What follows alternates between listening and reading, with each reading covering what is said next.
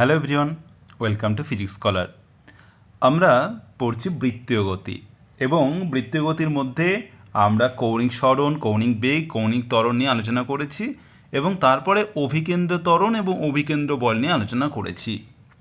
যখন অভিকেন্দ্র ত্বরণ নিয়ে আমরা আলোচনা করেছি তখন আমি একটা জিনিস বলেছিলাম, তোমরা মনে রাখবে যে কোনো একটা বস্তু যখন বৃত্তপথে ঘূর্ণায়মান হয় তখন তার উপরে কী কাজ করে? অভিকেন্দ্র বল কাজ করে। কোন দিকে? কেন্দ্রাভিমুখী ভিতরের দিকে, মানে কেন্দ্রের দিকে। সেটা হচ্ছে অভিকেন্দ্র বল। অভিকেন্দ্র বল, এই অভিকেন্দ্র বল কাজ করে বলেই কোনো বস্তু বৃত্তপথে ঘুরতে পারে। নইলে যদি এই বল না থাকতো তাহলে বস্তু সরল রেখায় মানে গতিশীল থাকতো, তাকে বাঁকিয়ে তাকে বৃত্তপথে ঘোরানো অসম্ভব হয়ে উঠত। এই ঘুরছে তার কারণই হচ্ছে ওই বস্তুর উপর একটা অভিকেন্দ্র বল কাজ করছে, যেটা ভিতরের দিকে কেন্দ্রের দিকে কাজ করে। সেই জন্য এটা অভিকেন্দ্র বলা হয়, কেন্দ্রের অভিমুখে। এবার আজকে আমরা একটা বল সম্পর্কে পড়ব, সেটা হচ্ছে অপকেন্দ্র বল। অপকেন্দ্র বল, এখানে দেখো আগে ছিল অভিকেন্দ্র, এখন হচ্ছে অপকেন্দ্র। অপকেন্দ্র মানে হচ্ছে কেন্দ্র বহির্মুখী। কেন্দ্র বহির্মুখী মানে হচ্ছে কেন্দ্রের দিকে নয়, কেন্দ্র থেকে বাইরের দিকে। মানে এটা যদি কেন্দ্র হয় কেন্দ্র থেকে বাইরের দিকে, সেই জন্য এটাকে বলা হয় অপকেন্দ্র বল। তাহলে এমন একটা বল যেটা কেন্দ্র থেকে বাইরের দিকে ক্রিয়া করে সেটা হচ্ছে অপকেন্দ্র বল। তো অপকেন্দ্র বল কী জিনিস সেটা আমরা আলোচনা করি এবার। যেমন ধরো একটা উদাহরণ নিয়ে নিই।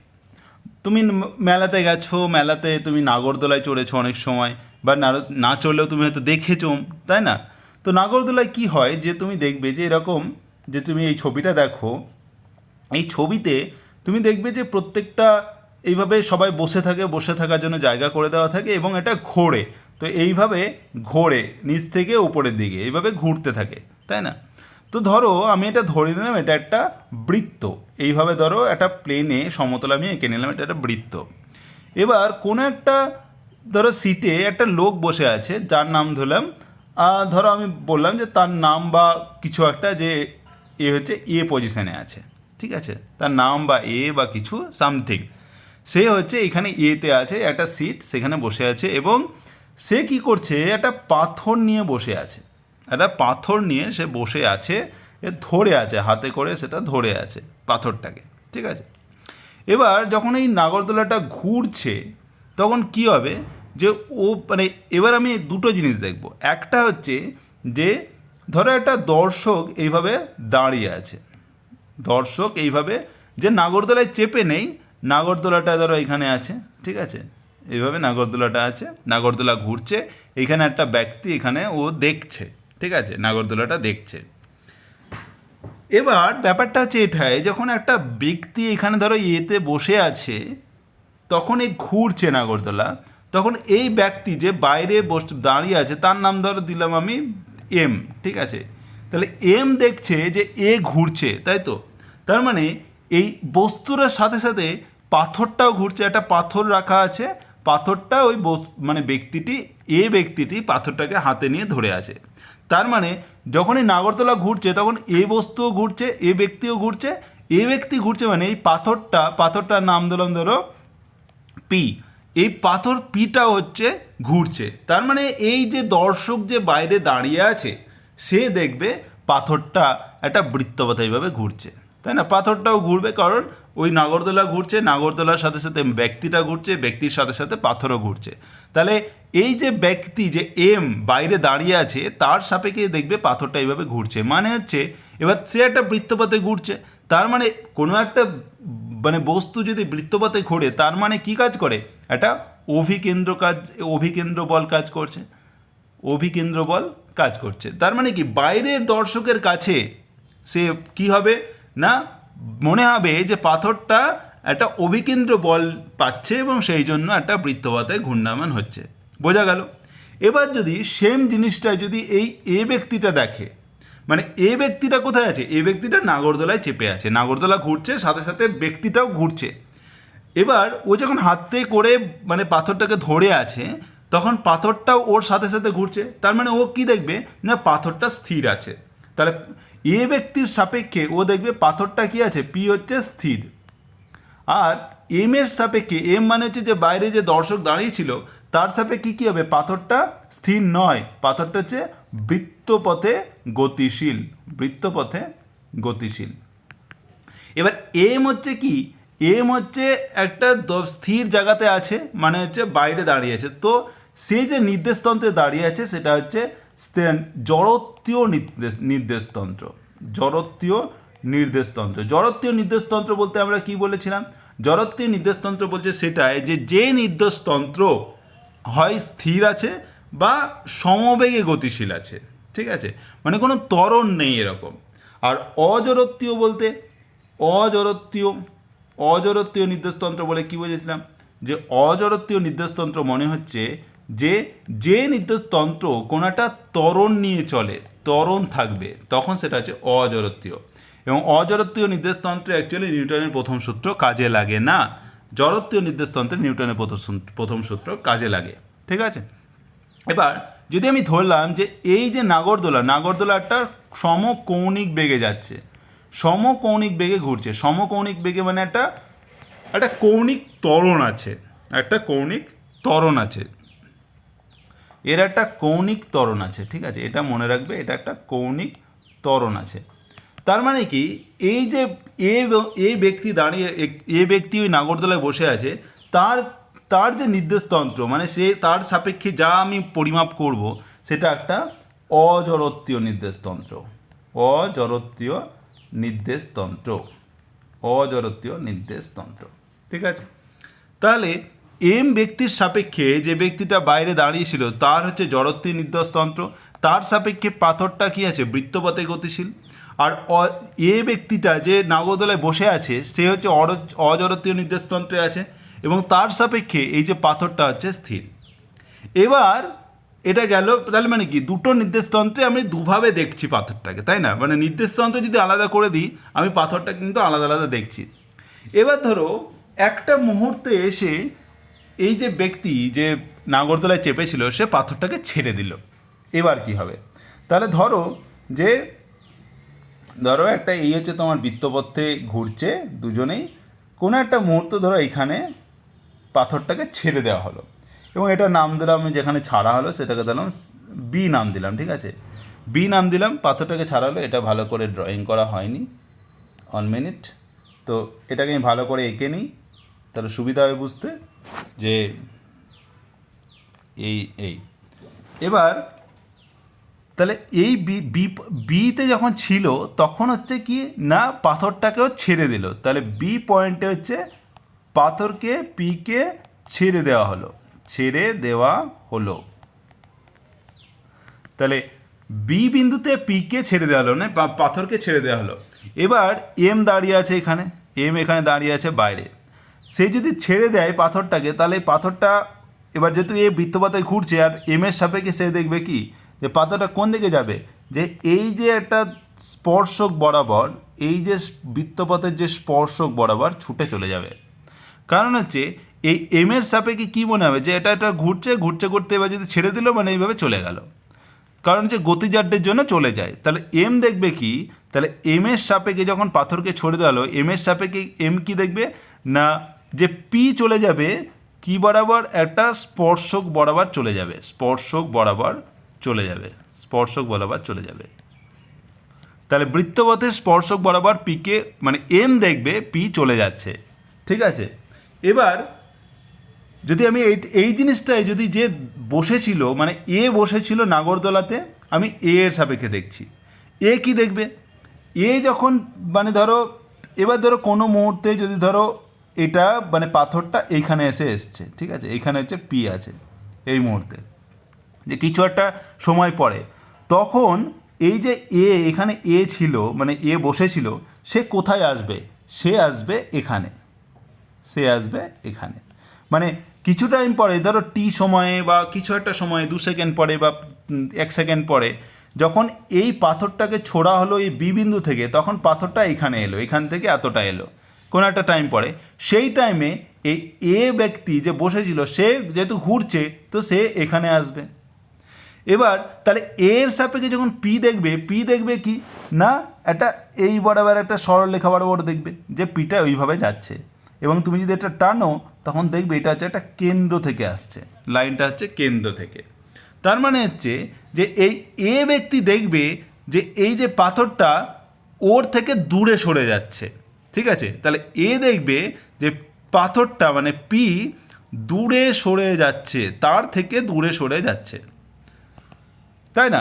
মানে হচ্ছে যখন ধরো আমি এটা ভালো করে যদি এভাবে ড্র করি, তুমি বুঝতে পারবে যে এই যদি আমার বৃত্তপথের গতিপথ হয় তাহলে মানে যখন এ এখানে ছিল, পাথরটা এখানেই ছিল, এইখানে পাথরটা ছেড়ে দেওয়া হলো, এ এখানে এলো, এটা এ, তখন পাথরটা এখানে এলো, তারপরে এ এখানে এলো, পাথরটা এখানে গেল, ঠিক আছে? কারণ এইটা হচ্ছে স্পর্শক বরাবর যাবে, ঠিক আছে?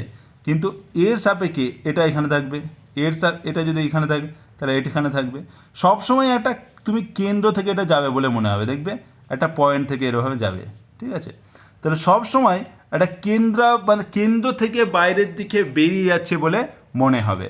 তার মানে এই এ ব্যক্তি যে নাগরদোলায় বসেছিল, যে অজড়ত্বীয় নির্দেশতন্ত্রে ছিল, তাকে সে মনে করবে কি না পাথরটা যখন ও এই বিবিন্দুতে ছেড়ে দিল তারপরে ও দেখবে যে পি হচ্ছে দূরে সরে যাচ্ছে কোন দিকে, কেন্দ্র থেকে বাইরের দিকে, কেন্দ্র থেকে বাইরের দিকে, কেন্দ্র থেকে বাইরের দিকে। মানে হচ্ছে এটাই, যখন আমি বাইরে থেকে দেখছি এম দেখছে, তখন সে কি দেখছে, সে দেখছে যে পাথরটাকে বলে ওই বৃত্তপথে যে ঘুরছিল তার স্পর্শক বরাবর গতিজাড্যের জন্য চলে যাচ্ছে। কিন্তু যখন এ ব্যক্তি দেখছে মানে যে ঘুরছে অলরেডি, মানে পাথরের সাথে ঘুরছিল, এবং যেই ও পাথরকে ছেড়ে দিল তখন দেখছে যে পাথরটা প্রত্যেকটা মুহূর্তে কী হচ্ছে, ওর কেন্দ্র থেকে দূরে সরে যাচ্ছে। তার মানে সে মনে করবে কি না যে ব্যক্তি এ মনে করবে যে ওই পি এর ওপর একটি বল কাজ করছে, পি এর ওপর একটি বল কাজ করলো, যে বলটা, তাহলে পি এর ওপর একটা বল কাজ করলো, যে বলটা ওই পাথরটাকে দূরে সরে নিয়ে গেল, তাহলে দূরে সরে নিয়ে গেল। তার মানে হচ্ছে যখন এই পাথরটা তোর হাতে ছিল তখন পাথরটা স্থির ছিল, যেই পাথরটা ছেড়ে দিল সেই পাথরটা দূরে চলে গেল, ঠিক আছে? তার মানে হচ্ছে এটাই যে যখন ও ধরেছিল তখন সে নিজে একটা বল প্রয়োগ করছিল, তাই না? এবং সেই বলটা বাইরে যে দর্শক দেখছিল সে দেখছিল অভিকেন্দ্র বল কাজ করছিল। কারণ হচ্ছে যখন এই বাইরের যে ব্যক্তি দেখছিল যে পাথরটা স্থির আছে, মানে বাইরের ব্যক্তির কাছে পাথরটা কখনোই স্থির ছিল না, কিন্তু ওই এ ব্যক্তির কাছে সেই পাথরটা স্থির ছিল যখন সে হাতে ধরেছিল। তাহলে মানে ওই এ ব্যক্তি দেখছে যে পাথরটা স্থির আছে, মানে হচ্ছে তার উপরে কোনো বল প্রয়োগ হচ্ছে না, কিন্তু অ্যাকচুয়ালি যে বাইরে যে দাঁড়িয়ে আছে সে দেখবে যে না, যে পাথরটা ঘুরছে মানে পাথরের উপর একটা অভিকেন্দ্র বল কাজ করছে, পাথরটা স্থির থাকলেও একটা অভিকেন্দ্র বল কাজ করছে। এই যে অভিকেন্দ্র বল সেইটা সমান হবে কার সাথে, যখন পাথরটা ছেড়ে দিল তখন পাথরটা দূরে সরে গেল, তখন যে এ ব্যক্তি যে নাগরদোলায় বসে আছে সে বলবে এ বাবা আমি তো ছেড়ে দিলাম আমার পাথরটা চলে গেল, তার মানে একটা বল প্রয়োগ করছে। ওই যে বল, সেই বলটা যেটা কেন্দ্র থেকে মানে বাইরের দিকে কাজ করছে সেই বলটার সমান হচ্ছে, এবং সেই বলটাকে আমি নাম দেব অপকেন্দ্র বল। এবং এই দুটি বল কাজ করছে এবং একসাথে কাজ করছে বলে যখন পাত্রটাকে বলটা দিয়ে ধরে রেখেছিল যে অভিকেন্দ্র বল, তখন কিন্তু অপকেন্দ্র বল কাজ করেনি।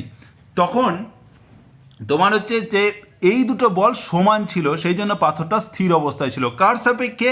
এটা পুরোটাই কিন্তু ছিল এই এ ব্যক্তির সাপেক্ষে, যে কিনা নাগরদোলায় বসে আছে, মানে একটা অজড়ত্বীয় নির্দেশতন্ত্রে আছে। তাহলে এ ব্যক্তির সাপেক্ষে হচ্ছে ওই অভিকেন্দ্র বল, যে ও বলটা দিয়ে ধরেছিল, আর তার সাথে যে অপকেন্দ্র বল ওকে দূরে সরে নিয়ে যাচ্ছে পাথরটাকে, তার সাথে সমান, সেই জন্যই পাথরটা স্থির ছিল। যেই ও ছেড়ে দিল তখনই ওর অভিকেন্দ্র বল 0 হয়ে গেল এবং অপকেন্দ্র বল তাকে দূরে সরে নিয়ে চলে গেল। তাহলে এই অপকেন্দ্র বল বলতে তাহলে আমরা কি বলছি, যে অপকেন্দ্র বল মানেই হচ্ছে যেটা, যে এমন একটা বল, এই বলটা কিন্তু যে বাইরে এম দর্শক আছে সে কিন্তু দেখতে পায়নি, সে দেখলো কি না পাথরটা ওই বৃত্তপথে স্পর্শক বরাবর চলে যাচ্ছে, কিসের জন্য? গতিজাড্যের জন্য। মানে এম দর্শক যে বাইরে দাঁড়িয়ে আছে তার কাছে কিন্তু এই অপকেন্দ্র বলের অস্তিত্ব নেই, সে কিন্তু দেখছে না যে এটা কেন্দ্র থেকে বাইরে চলে যাচ্ছে, সে দেখছে যে বৃত্তপথের স্পর্শক বরাবর চলে যাচ্ছে। আর এটা কেন যাচ্ছে সে ব্যাখ্যা করবে এটা গতিজাড্যের জন্য। কিন্তু যে ওই নাগরদোলায় বসেছিল সে ছিল একটা অজড়ত্বীয় নির্দেশতন্ত্রে, সে নিজেও ঘুরছিল এবং সেই জন্য একটা ঘূর্ণন নির্দেশতন্ত্রে ছিল এবং সেই জন্য তার সাপেক্ষে মনে হবে যে পাথরটা কি একটা কেন্দ্র বরাবর বাইরের দিকে চলে গেল এবং একটা বলের প্রভাবে গেল, সেই বলটা হচ্ছে অপকেন্দ্র বল। এইটা হচ্ছে অপকেন্দ্র বল। তাহলে অপকেন্দ্র বল মানে হচ্ছে যে কোনো বস্তু যখন ধরো একটা বস্তু একটা কৌণিক বেগ নিয়ে ঘুরছে, কোনো একটা বস্তু কৌণিক বেগ বা কৌণিক ত্বরণ নিয়ে ঘুরছে, তখন ওই বৃত্তাকার পথেই যদি একটা পর্যবেক্ষক বসে থাকে, মানে ওই বৃত্তাকার পথেই যদি একটা পর্যবেক্ষক ঘুরতে বসে থাকে, তাহলে ওই পর্যবেক্ষকের মনে হবে যে এই ঘূর্ণমান বস্তুটির ওপর কেন্দ্রাভিমুখী বলের সমান ও বিপরীতমুখী একটা বল ক্রিয়া করছে। মানে এই বলটা কাজ করছে কেন্দ্র থেকে বাইরের দিকে, সবসময় একটা বল কাজ করছে, যেটা হচ্ছে কেন্দ্রাভিমুখী বলের, যে কেন্দ্রাভিমুখী বল কি ছিল, অভিকেন্দ্র বলের। এই অভিকেন্দ্র বলের সমান ও বিপরীতমুখী একটা বল কোন দিকে কাজ করবে, কেন্দ্র থেকে বাইরের দিকে কাজ করবে, যেইটাকেই বলছে আমার অপকেন্দ্র বল। অপকেন্দ্র বল। তার মানে একটা বস্তু যদি এইভাবে সমকৌণিক গতিতে যদি একটা বৃত্তপথে ঘোরে, তাহলে এই বস্তুর ওপর কী বল কাজ করে, একটা অভিকেন্দ্র বল কাজ করে ভিতরের দিকে, আর একটা অপকেন্দ্র বল কাজ করে বাইরের দিকে, যেটা আমি শুধুমাত্র ওই ঘূর্ণায়মান যে বস্তুতে যদি কোনো একটা পর্যবেক্ষক দাঁড়িয়ে থাকে সে দেখলে তবেই সে অপকেন্দ্র বল দেখতে পাবে। বাইরে থেকে আমরা কোনো অপকেন্দ্র বল দেখতে পাবো না, এটা মনে রাখবে। বাইরে থেকে আমরা কিন্তু অপকেন্দ্র বল অস্তিত্ব নেই, মানে বাস্তবে কিন্তু অপকেন্দ্র বলের কোনো অস্তিত্ব নেই। বাস্তবে অপকেন্দ্র বলের কোনো অস্তিত্ব, কারণ হচ্ছে এই বলটা কোনো একটা বস্তুর যে পারস্পরিক আকর্ষণ থেকে আসছে তা নয়, পারস্পরিক সংঘর্ষ থেকে আসছে তা নয়, বা টান আছে তার জন্য, এটার জন্যও আসছে না। এটা একটা বল যেটা তৈরি হচ্ছে যখন তুমি মানে যে পর্যবেক্ষক ঘুরছে তার সাপেক্ষে সেটা তৈরি হচ্ছে, তার জন্য সেটা কিন্তু বাস্তব কোনো বল নয়, এটা একটা অলিক বল। তাহলে অপকেন্দ্র বল হলো একটা অলিক বল, এটা খুব ভালো করে মনে রাখবে যে অপকেন্দ্র বল হলো একটা অলিক বল। এবং অপকেন্দ্র বলের আর একটা জিনিস মনে রাখবে যে অপকেন্দ্র বলের মান কত। অপকেন্দ্র বলের মান হচ্ছে যে অপকেন্দ্র বলের মান, দুটো জিনিস মনে রাখবে, একটা হচ্ছে এটা একটা অলিক বল, আর এটা অপকেন্দ্র বল। আরেকটা জিনিস মনে রাখবে যে অপকেন্দ্র বল কার সাপেক্ষে কে দেখতে পাবে, যে ওই ঘূর্ণনীয় নির্দেশতন্ত্র বা অজড়ত্বীয় নির্দেশতন্ত্র থাকবে তখনই সে অলিক বল দেখতে পাবে।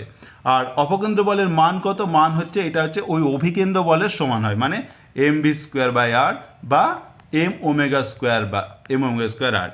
আর দিক কোন দিকে, দিক হচ্ছে কেন্দ্র থেকে বাইরের দিকে, কেন্দ্র থেকে বাইরের দিকে, তার জন্য অপকেন্দ্র। ঠিক আছে, কেন্দ্র থেকে বাইরের দিকে হচ্ছে মানে গতিবেগ, গতিমুখ। আর একটা জিনিস মনে রাখবে যে মান হলো, দিক হলো, আর হচ্ছে কোন নির্দেশতন্ত্রে কাজ করছে, অবশ্যই তোমার হচ্ছে অজড়ত্বীয় নির্দেশতন্ত্রে কাজ করবে, আর এটা একটা অলিক বল। ব্যাস, এইগুলো মনে রাখবে।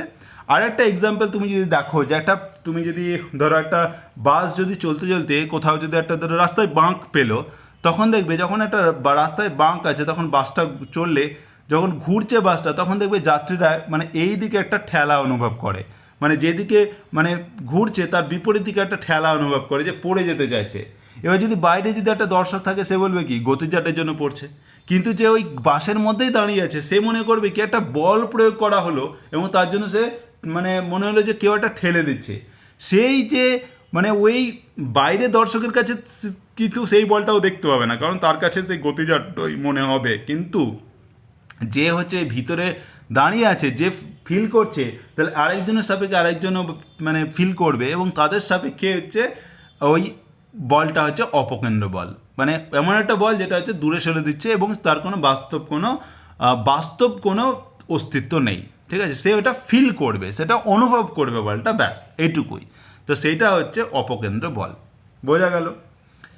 এবার আসছি অপকেন্দ্র বলের কয়েকটি দৃষ্টান্ত। মানে আমাদের দৈনন্দিন জীবনে বিভিন্ন কাজে আমরা অপকেন্দ্র বলের সাহায্য নিয়ে থাকি এবং এইভাবে বিভিন্ন কাজে মানে অনেক যন্ত্রপাতি আমরা ব্যবহার করি, বা আমাদের যে পৃথিবীতেও যে আণবিক গতি হয় সেখানেও অপকেন্দ্র বল কাজ করে, সেগুলো নিয়ে একটু আমি এখানে আলোচনা করব।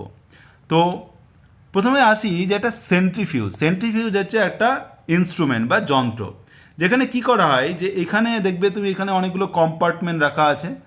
ওকে, এটা বোঝা যাচ্ছে না। ওকে, দেখো এখানে একটা কম্পার্টমেন্ট, এখানে এখানে অনেকগুলো কম্পার্টমেন্ট করা আছে, এবং এই যে পুরোটাকে মানে প্রচুর জোরে ঘোরানো হয়, প্রচুর জোরে ঘোরানো হয়।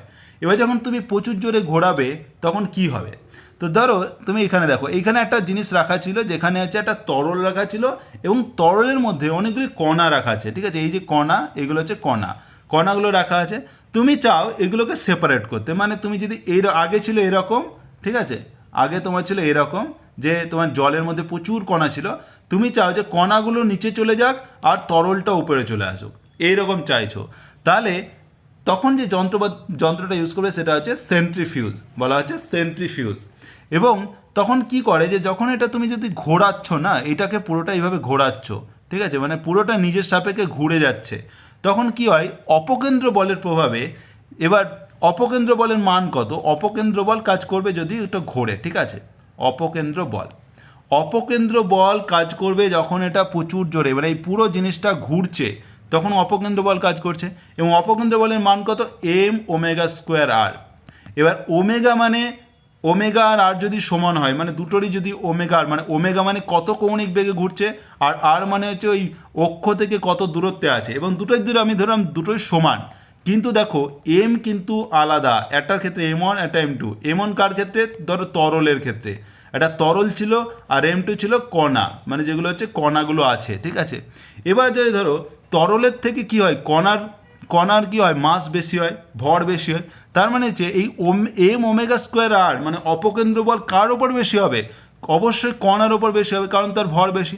সেই জন্য যখন এটা ঘুরবে না, যখন এটা ঘুরবে, ওই কণাগুলো দেখো আরও দূরে সরে যাচ্ছে, সব থেকে বেশি দূরে সরে যাচ্ছে, আর তরলটা কিন্তু থেকে যাচ্ছে এইদিকে। তার মানে হচ্ছে যে কণাগুলো দূরে সরে গিয়ে কী হচ্ছে, এক জায়গায় জমাট বেঁধে যাচ্ছে, আর তরলটা আলাদা হয়ে যাচ্ছে। এবং এইভাবে তুমি কি করতে পারছো, যে তরলটাকে তুমি আলাদা করে নিতে পারছো, আর এইভাবে তুমি কণাগুলো পড়ে থাকছে। এইভাবে তুমি ওই জল থেকে কণাগুলি পৃথক করতে পারছো। এবং কিসের জন্য পারছো? অবশ্যই তুমি অপকেন্দ্র বল ব্যবহার করে করতে পারছো। পরীক্ষাতে একটা এমসিকিউ দিতেই পারে যে বলো যে আমরা সেন্ট্রিফিউজ ব্যবহার করি, তখন সেখানে কোন ধর্ম ব্যবহার করে আমরা পৃথকীকরণ করি? তো তখন অবশ্যই অ্যান্সার হবে অপকেন্দ্র বল। এবং এইভাবে শুধুমাত্র এটা নয়, আমাদের বাস্তব জীবনে অনেক কাজে লাগে, মানে এটা তো হলোই, তার সাথে তুমি যদি ধরো দুধ থেকে মাখন তুলতে চাও, দুধ থেকে মাখন তুলতে চাও, তখনও কিন্তু সেন্ট্রিফিউজ ব্যবহার করা হয়। দুধ থেকে মাখন তুলতে চাও, মানে একটা মানে পাত্রে যে দুধ আছে এবং তার মধ্যে, ওকে 1 মিনিট,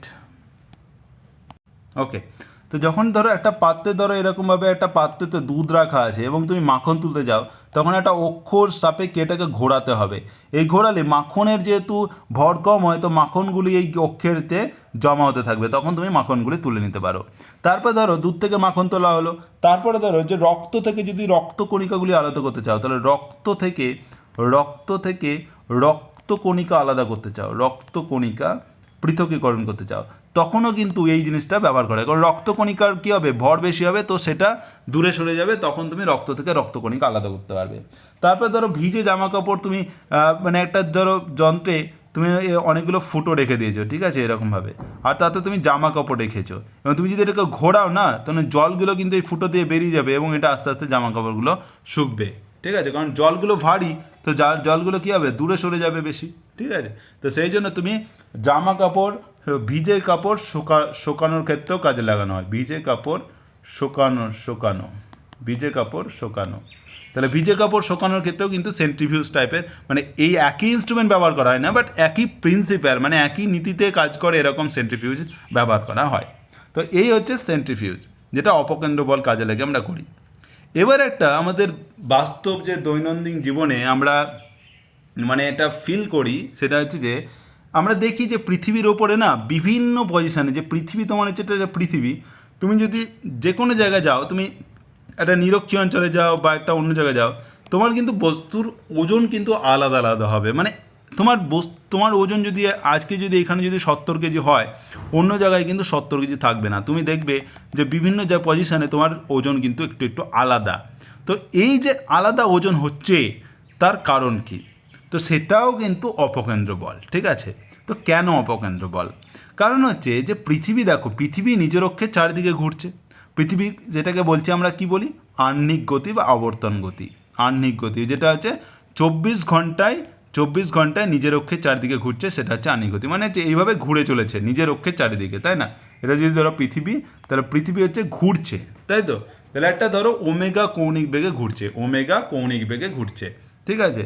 এবার ধরো একটা বস্তু এইভাবে, দেখো এখানে হচ্ছে এ দেওয়া আছে, তাহলে এ আছে, তো আমি সেটা আঁকি যে এখানে ধরো তোমার হচ্ছে বস্তুটা আছে, ঠিক আছে? এ হচ্ছে তোমার বস্তু, আর এইটা হচ্ছে তোমার অক্ষ, ঠিক আছে? এইটা হচ্ছে তোমার নিরক্ষরেখা, আর এইটা ধরো বস্তুটা এখানে আছে, এইটা হচ্ছে ওমেগা কৌণিক বেগে ঘুরছে।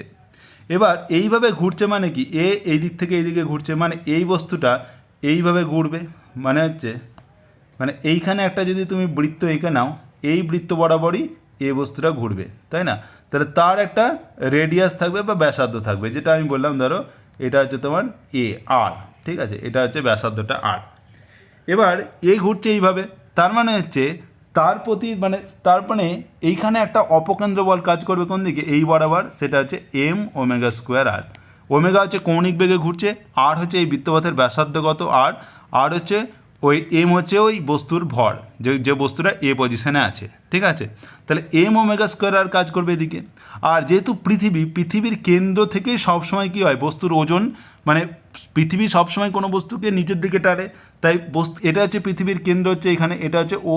তাহলে সবসময় এই বস্তুর ওজন কোন দিকে কাজ করবে, অবশ্যই এই থেকে এইখানে এই দিক বরাবর, মানে কেন্দ্র বরাবর। তাহলে এইটা হচ্ছে ওর এমজি কাজ করছে, এটা হচ্ছে এমজি। তাহলে এমজি সবসময় কেন্দ্র বরাবর কাজ করবে, তার মানে এমজি, তাহলে এটা যদি আরও বাড়িয়ে দেয় ঠিক আছে? এবার ধরো এই যে এইটা, তাহলে এইখানে দেখো যে এই দিকে কাজ করছি এমজি নিচের দিকে, আর এম ওমেগা স্কোয়ার আর মানে অপকেন্দ্র বল কাজ করছে বাইরের দিকে। তো এই এটা যদি ধরো থিটা হয়, তাহলে অপকেন্দ্র বলের এই বরাবর উপাংশ হবে এম ওমেগা স্কোয়ার আর কী হবে, কস থিটা। তাহলে দেখো এই ওএম ওমেগা স্কোয়ার আর কস থিটা আর এমজি সবসময় কী করছে, মানে একে অপরের বিপরীত মুখে আছে। তার জন্য বস্তুর ওজন কিন্তু এমজি, বস্তুর ওজন এমনিতে মানে প্রকৃত ওজন কত, প্রকৃত ওজন হচ্ছে এমজি, বস্তুর প্রকৃত ওজন হচ্ছে এমজি।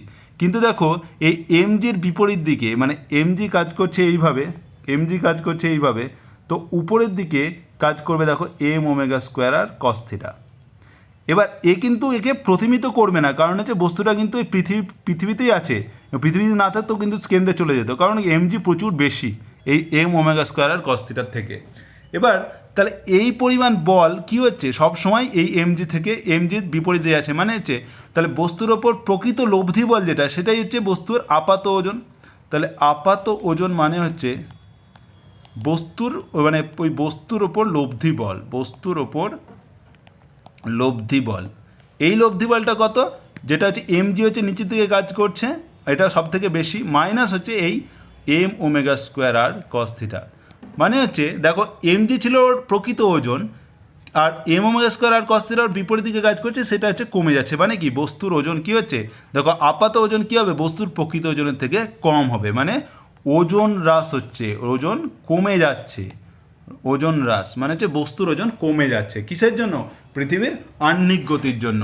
এই জিনিসটা আসছে কোথা থেকে, পৃথিবীর আহ্নিক গতি হচ্ছে, সেই জন্য অপকেন্দ্র বল আসছে, সেই অপকেন্দ্র বলের জন্য কি বস্তুর ওজন হ্রাস হচ্ছে। এবং এটা যদি তুমি দেখো এই আর কস থিটাকে তুমি লিখতে পারো, দেখো এখানে হচ্ছে এটা আর, এবার এইটা হচ্ছে তোমার ক্যাপিটাল আর, কারণ পৃথিবীর ব্যাসার্ধ হচ্ছে এটা, ঠিক আছে? তাহলে তুমি যদি দেখো এটা যদি থিটা হয়, এটাও থিটা, এবং তুমি লিখতে পারো যে আর ইকাস্ট হচ্ছে আর কস থিটা। তুমি যদি এই ত্রিভুজটা দেখো, এখানে একটা ত্রিভুজ আছে, তো ত্রিভুজটাকে যদি তুমি দেখায় এইভাবে, তাহলে এইখানে একটা ত্রিভুজ আছে, দেখো এই ত্রিভুজে দেখো যে আর ইকাস টু আর কস থিটা হবে, মানে কস থিটা সমান হচ্ছে ভূমি বাই অতিভুজ, তাহলে ভূমি হচ্ছে আর অতিভুজ হচ্ছে আর, ক্যাপিটাল আর, তার মানে আর ইকাস টু আর কস থিটা। তার মানে হচ্ছে যে এইটা যদি এবার বসিয়ে দিই, তাহলে তুমি পাবে আর ইকাস টু আর কস থিটা, তাহলে আর ইকাস টু হচ্ছে আর কস থিটা। তাহলে তুমি বসিয়ে দাও, তাহলে বস্তুর আপাত ওজন কত হবে, mg minus m omega square আর কস থিটা, আর একটা কস থিটা ছিল, তাহলে কসের স্কোয়ার থিটা, ঠিক আছে? তার মানে হচ্ছে বস্তুর আপাত ওজন যদি আমি ডব্লিউ লিখলাম, তাহলে ডব্লিউ সমান হচ্ছে এম কমন নিলাম, তাহলে জি মাইনাস ওমেগা স্কোয়ার আর কসের স্কোয়ার থিটা। এটা কিন্তু বিভিন্ন পরীক্ষায় দেয়, তো তোমরা ভালো করে অবশ্যই এই জিনিসটা পড়ো। তাহলে ডব্লিউ হচ্ছে তাহলে এম ইন্টু জি মাইনাস ওমেগা স্কোয়ার আর কস থিটা। তাহলে এইটাই হচ্ছে বস্তুর আপাত ওজন যে কোনো জায়গায়। এবার থিটাটা কোথায় থাকবে, বস্তুটা কোথায় আছে তার উপর ডিপেন্ড করে। তাহলে থিটাটা হচ্ছে যে এইটা যে থিটা মানে হচ্ছে এইটা হচ্ছে থিটা, এইখানে যে থিটা মানে হচ্ছে কেন্দ্র থেকে কতটা অ্যাঙ্গেলে আছে, ঠিক আছে। এবার যদি নিরক্ষীয় অঞ্চলে হয়, নিরক্ষীয় অঞ্চলে থিটা সমান 0 হয়, মানে হচ্ছে যে এই যদি পৃথিবী হয় তাহলে নিরক্ষীয় মানে এইটাই, মানে কি এইটা অ্যাঙ্গেলটা হচ্ছে 0 ডিগ্রি। এইখানে যদি থাকে তাহলে এখানে একটা অ্যাঙ্গেল, এইখানে যদি থাকে আরও অ্যাঙ্গেল বেশি। আর যদি মেরুতে থাকে, মেরুতে থিটা ইকাস টু 90, তাহলে মেরুতে হচ্ছে থিটা ইকাস টু 90, আর নিরক্ষীয় অঞ্চল মানে থিটা ইকাস টু 0, ঠিক আছে। তাহলে মেরু অঞ্চল, তাহলে নিরক্ষীয় অঞ্চল মানে থিটা ইকাস টু 0 মানে হচ্ছে নিরক্ষীয় অঞ্চলে। নিরক্ষীয় অঞ্চলে দেখো থিটা ইকাস টু যদি 0 বসিয়ে দাও তাহলে থিটা ইকাস টু 0 মানে কি কস হচ্ছে কস থিটা হচ্ছে 1 হয়ে যাবে। তাহলে কস থিটা 1 হয়ে গেলে তাহলে ডব্লিউ কত হবে, এম ইন্টু জি মাইনাস ওমেগা স্কোয়ার আর হয়ে যাবে, ঠিক আছে। আর যদি আমি পোলে নিই মানে মেরুতে নিই, তাহলে মেরু অঞ্চলে তাহলে থিটা ইকাস টু 90 ডিগ্রি। তাহলে ডব্লিউ কত হবে, ডব্লিউ হবে এম ইন্টু জি মাইনাস, এবার ওমেগা স্কোয়ার আর কস স্কোয়ার থিটা, তাহলে কস 90 ডিগ্রি কত হয়, 0 হয়। তাহলে ওমেগা স্কোয়ার আর ইন্টু 0 মানে 0, তাহলে 0 হয়ে গেল, তাহলে মানে এমজি। তাহলে দেখো মেরু অঞ্চলে বস্তুর যে প্রকৃত ওজন, এই আপাত ওজন আর প্রকৃত ওজন একই, মানে হচ্ছে বস্তুর ওজনের কোনো হ্রাস হয় না। তার মানে মেরু অঞ্চলে বস্তুর মানে যেহেতু মেরু অঞ্চল না, এইটাতে কোনো মানে তোমার হচ্ছে ঘুরছে, কিন্তু এটা তো একটা মেরু অঞ্চলে কী হবে, এটা তো এর ওপরে কী হবে, অপকেন্দ্র বল কাজ করবে না। সেই জন্য এর ক্ষেত্রে বস্তুর আপাত ওজন আর প্রকৃত ওজন সমান হয়, মানে বস্তুর ওজনের হ্রাস হয় না, মানে বস্তুর হ্রাস হয় না, মানে মেরু অঞ্চলে বস্তুর ওজন কমে না। কিন্তু নিরক্ষীয় অঞ্চলে দেখো কতটা কমলো, কারণ কস থিটার ম্যাক্সিমাম ভ্যালু হচ্ছে 1, তার মানে কি এইখানে কিন্তু নিরক্ষীয় অঞ্চলে বস্তুর ওজন হ্রাস সর্বাধিক হয়। তাহলে নিরক্ষীয় অঞ্চলে এটা মনে রাখবে, এগুলো খুব মনে রাখবে যে নিরক্ষীয় অঞ্চলে বস্তুর ওজন সব থেকে বেশি কমে, আর মেরুতে কমে না, ঠিক আছে, বেশি কমে। তাহলে নিরক্ষীয় অঞ্চলে বস্তুর ওজন সব থেকে বেশি কমে, আর মেরু অঞ্চলে বস্তুর ওজন কমে না, ঠিক আছে। তো এই জন্যই হচ্ছে তোমার হচ্ছে যে তুমি বিভিন্ন জায়গাতে তোমার ওজন বিভিন্ন রকম হবে, এবং এটা আসছে পুরোটাই কিন্তু পৃথিবীর আহ্নিক গতির জন্য, এবং এই আহ্নিক গতির জন্য কী হচ্ছে একটা মানে তোমার হচ্ছে অপকেন্দ্র বল কাজ করছে, এবং সেই জন্য তুমি বস্তুর ওজন হ্রাস পাচ্ছে। বোঝা গেল। আরেকটা জিনিস আসছে, সেটা হচ্ছে যে পৃথিবীর মেরু অঞ্চল চাপা হওয়ার কারণ কি, 1 মিনিট, ওকে। তাহলে তুমি যদি দেখো যে পৃথিবীর মেরু অঞ্চল চাপা হয়, মানে পৃথিবী অ্যাকচুয়ালি কিন্তু পুরোপুরি গোলাকার নয়, ঠিক আছে, এরকম নয়, একটু এইরকম, মানে হচ্ছে এই দিকটা না, এই মেরু অঞ্চলটা একটু চাপা, এই দিকটা চাপা, আর এই দিকটা দেখো একটু স্ফীত, নিরক্ষীয় অঞ্চলটা একটু স্ফীত। তো এটা হওয়ার কারণ কি, তো এটার একটা কারণ আছে, সেটা হচ্ছে অপকেন্দ্র বল, পৃথিবীর অপকেন্দ্র বলের জন্য। তো যখন পৃথিবী ধরো সৃষ্টি হচ্ছিল তখন কি হয়েছে না, পৃথিবী যখন সৃষ্টি হয় তখন তার মানে যে টেম্পারেচার বা তাপমাত্রা অনেক বেশি ছিল, এবং তখন কি ছিল, পৃথিবীতে মানে কঠিন পদার্থ ছিল না, এটা গ্যাসীয় আর গলিত পদার্থ ছিল, ঠিক আছে। তাহলে পৃথিবী মানে গলিত আর গ্যাসীয় পদার্থ দিয়ে ভর্তি ছিল, মানে যখন পৃথিবীর সৃষ্টি হয় তাহলে গলিত আর গ্যাসীয় পদার্থ দিয়ে সৃষ্টি ছিল, এবং তখন পৃথিবী তো ঘুরছে, তাই না। তখন নিরক্ষীয় অঞ্চলে আমি দেখলাম যে অপকেন্দ্র বলের মান সর্বোচ্চ, মানে পৃথিবী মানে যে নিরক্ষীয় অঞ্চলে এইখানে কি হয়, অপকেন্দ্র বলের মান সর্বোচ্চ, আর মেরু অঞ্চলে অপকেন্দ্র বল কাজ করে না, ঠিক আছে। তাহলে নিরক্ষীয় অঞ্চলে অপকেন্দ্র বলের মান সর্বোচ্চ হয়, এই গলিত আর গ্যাসীয় পদার্থগুলো এই যে অক্ষ থেকে সব থেকে বেশি দূরে সরে গেছিলো এই অপকেন্দ্র বলের জন্য, কারণ সেটা ছিল গলিত পদার্থ সহজেই মানে চলে যেতে পারে, ঠিক আছে। এবার আর এই যে তোমার হচ্ছে মেরু অঞ্চলে অপকেন্দ্র বল কম ছিল, তার জন্য সেগুলো দূরে সরে যেতে পারেনি। আর আরও একটা ব্যাপার ছিল, যেটা হচ্ছে একটা কোহেসিভ ফোর্স যেটাকে বলা হয়, বা সংশক্তি বল, এই সংশক্তি বল কিন্তু বেশি ছিল, মানে পৃথিবীর মধ্যে যেগুলো জিনিস যে পদার্থ ছিল তাদের মধ্যে সংশক্তি বল বেশি থাকায় তাহলে এইগুলো যখন এটা দূরে সরে গেল তখন সঙ্গে সঙ্গে এইগুলো কি ভিতরের দিকে চলে এলো সংশক্তি বলের জন্য, ঠিক আছে।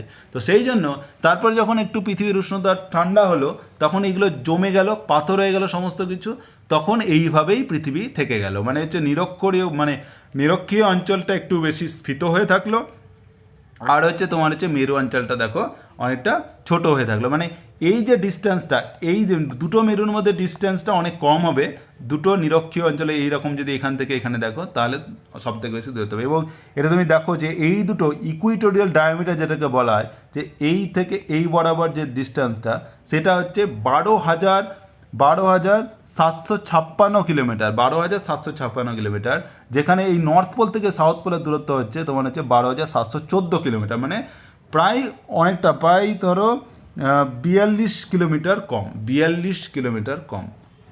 তাহলে 42 কিলোমিটার মানে কম, তাহলে এই দিকটা এই বরাবর ডিস্টেন্সটা এই থেকে 42 কিলোমিটার কম। তো এটা কারণ হচ্ছে অপকেন্দ্র বল। তো এটাও কিন্তু পরীক্ষায় দিতে পারে, যে বলে যে পৃথিবীর মেরু অঞ্চল চাপা হয় কিসের জন্য, কোন বলের জন্য, তো অবশ্যই অ্যান্সার হবে অপকেন্দ্র বল।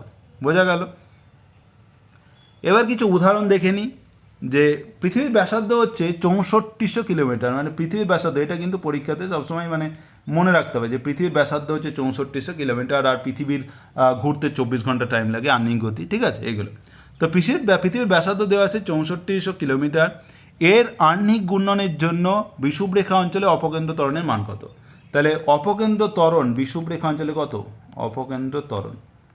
অপকেন্দ্র ত্বরণ বিষুবরেখা অঞ্চলে কত হয়? M omega square. এবার যখন অপকেন্দ্র বল যদি বলে তাহলে এম থাকবে, আর যদি ত্বরণ থাকে তাহলে এম থাকবে, তাহলে ওমেগা স্কোয়ার আর কস স্কোয়ার থিটা হয়, কিন্তু যেহেতু নিরক্ষীয় অঞ্চলে কস থিটা 0 হয়ে যায় তাহলে কস থিটা 1, তাহলে ওমেগা স্কোয়ার আর।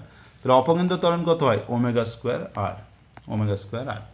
তাহলে এটা যদি বার করো তাহলে ওমেগা সমান লিখতে পারি যে 2π/t তো স্কোয়ার।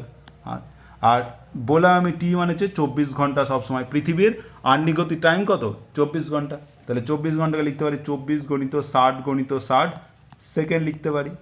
আর 2π যদি লিখি তাহলে 2π স্কোয়ার, আর তাহলে 2π/t² মানে 24 × 60 তার স্কোয়ার গণিত আর মানে হচ্ছে 6400 কিলোমিটার, কিলোমিটারকে মিটার করলে 10⁻³ মিটার, তাহলে পুরোটাই এসআইতে চলে এলো। এবার এইটা যদি তুমি ক্যালকুলেট করো তাহলে আসবে 0.0338 মিটার/সেকেন্ড²। এটা তোমরা করে দেখো মিলছে কিনা কমেন্টে লেখো, ঠিক আছে। তাহলে এইভাবে তুমি কিন্তু অপকেন্দ্র ত্বরণ পেয়ে গেলে। ওকে, আর একটা কোশ্চেন করে নিই, যে পৃথিবীর আহ্নিক গতির ঘূর্ণনের কৌণিক বেগ কত হলে বিষুবরেখা অঞ্চলে কোনো বস্তুর ওজন এখনকার ওজনের 0.6 অংশ হবে? তাহলে আমি বললাম যে ডব্লিউ সমান হচ্ছে m × g - ওমেগা স্কোয়ার আর কস স্কোয়ার থিটা।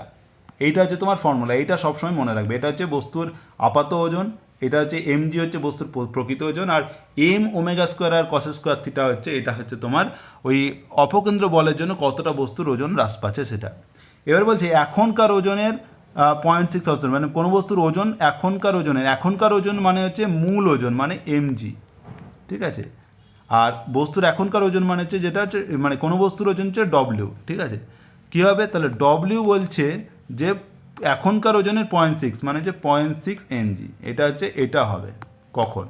তা আমি লিখতে পারি তাহলে ডব্লিউর জায়গায় লিখলাম 0.6 mg সমান হচ্ছে mg minus m omega square আর। এবার হচ্ছে বিষুবরেখা অঞ্চলে মানে থিটা হচ্ছে 0 মানে হচ্ছে কস থিটা 1, তাহলে m ওমেগা স্কোয়ার আর। তাহলে দেখো এম কেটে গেল, তাহলে 0.6g সমান হচ্ছে g মাইনাস ওমেগা স্কোয়ার আর দেওয়া আছে 6400 কিলোমিটার। তাহলে আমাকে কী চেয়েছে? কৌণিক বেগ কত হবে, মানে ওমেগা চাইছে, আর দেওয়া আছে, হবে আর জি তো তুমি জানোই 9.8, তাহলে তোমাকে বার করতে হবে। তাহলে ওমেগা স্কোয়ার আর সমান হচ্ছে g মাইনাস 0.6g মানে হচ্ছে 0.4g, তাহলে ওমেগা স্কোয়ার সমান হচ্ছে 0.4g বাই আর। তাহলে 0.4 × g মানে হচ্ছে 9.8/r, আর হচ্ছে 6400, আর কিলোমিটারকে 3 করে দিলাম। তাহলে ওমেগা সমান হচ্ছে যদি রুট করে নাও এই জিনিসটা, তাহলে তুমি পাবে ওমেগা সমান হবে 7.8 ইন্টু 10⁻⁻⁴ র্যাড পার সেকেন্ড। এইভাবে তুমি কৌণিক বেগ বার করে নিলে। বোঝা গেল? তাহলে একটা জিনিস মনে রাখবে যে আহ্নিক গতির জন্য বস্তুর ওজন কতটা হ্রাস পায়, মানে এখনকার হচ্ছে আপাত ওজন কত, সেটা হচ্ছে এই ফর্মুলা। এটা খুব ভালো করে মনে রাখবে, ঠিক আছে? তাহলেই এখান থেকে হয়ে যাবে। আর কিছু কিছু শর্ট কোশ্চেন এখান থেকে দেবে, যেমন আমি বললাম যে কেন বলো যে পৃথিবীর মেরু অঞ্চল চাপা হয় কেন, ঠিক আছে? এটা অবশ্য অপকেন্দ্র বল। তারপরে বলবে যে এই পৃথিবীর আহ্নিক গতির জন্য বস্তুর ওজন হ্রাস পায়, তো বস্তুর ওজন হ্রাস পায় কেন? অবশ্যই আহ্নিক গতির জন্য এবং অপকেন্দ্র বলের জন্য। তারপরে ধরো সেন্ট্রিফিউজে আমরা কোন মানে কার্যনীতি ব্যবহার করি, সেটা হচ্ছে অপকেন্দ্র বল, ঠিক আছে? তো এখান থেকে আর অপকেন্দ্র বল কোন জড়ত্বীয় নির্দেশতন্ত্রে কাজ করে, তো অবশ্যই অজড়ত্বীয় নির্দেশতন্ত্রে কাজ করে। আর এটা একটা অলিক বল, ঠিক আছে? আর অপকেন্দ্র বলের মান কত, যেটা হচ্ছে অভিকেন্দ্র বলের মানের সমান এবং বিপরীত দিকে। ব্যাস এইটুকুই তোমাদের যে মনে রাখতে হবে এখান থেকে। ওকে, চলো এই চ্যাপ্টারটা শেষ হলো এবং পরের ক্লাসে আমরা কয়েকটা কোশ্চেন নিয়ে আলোচনা করব, তাহলে এই চ্যাপ্টারটা কমপ্লিটলি শেষ হয়ে যাবে। ওকে, কোনো কোশ্চেন থাকলে, কনফিউশন থাকলে অবশ্যই কমেন্ট করো, আর যারা গ্রুপে আসো তারা অবশ্যই মেসেজ করতে পারো। ওকে, থ্যাংক ইউ।